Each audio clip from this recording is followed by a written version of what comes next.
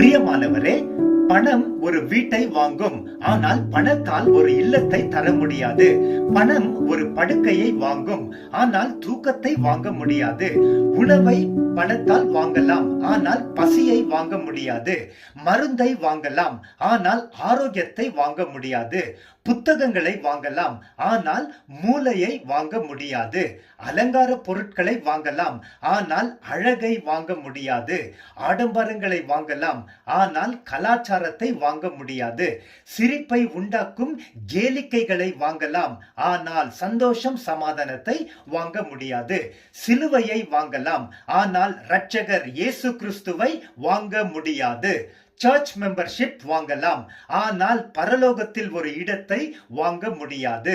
பணத்தின் செல்வாக்கிற்கு ஒரு குறிப்பிட்ட லிமிட், எல்லை உண்டு. ஆனால் நம் இரட்சகர் இயேசு கிறிஸ்துவிற்கு எல்லையே இல்லை. அவர் இந்த பூமியில் வாழ்ந்த போது சில ஐஸ்வர்யவான்கள் அவர்களுக்கு தேவையானது பணத்தால் பெற முடியாமல் இயேசு கிறிஸ்துவிடம் விசுவாசத்துடன் வந்து எதிர்பார்த்த நன்மைகளை இலவசமாக பெற்றுக்கொண்டதை நாம் சத்தியவேதத்தில் வாசிக்கிறோம். 2 சம்பவங்களை பார்ப்போம். 12 வருடமாக இரத்த போக்கினால் அவதிப்பட்டு தன் சொத்துக்களை எல்லாம் வைத்தியர்களுக்கு செலவழித்தும் ஒருவனாலும் சுகமாக்கப்படாமல் இருந்த ஒரு பெண் இயேசுவுக்கு பின்னாக வந்து அவருடைய ஆடையின் ஓரத்தை தொட்டாள். உடனே அவளுடைய இரத்தப்போக்கு நின்று போனது. லூக்கா 8:43-44. அவள் இயேசுவில் விசுவாசம் வைத்தால் பணம் கொடுக்க முடியாத சுகம் இயேசுவிடம் கிடைத்தது. இயேசு எரிகோவில் பிரவேசித்து அதன் வழியாக கடந்து போகும்போது வரி வசூலிப்பவனும் செல்வந்தனுமாகவும் இருந்த சக்கேயு என்னப்பட்ட ஒரு மனிதன் இயேசு எப்படிப்பட்டவரோ என்று அவரை பார்க்க வகை தேடினான்.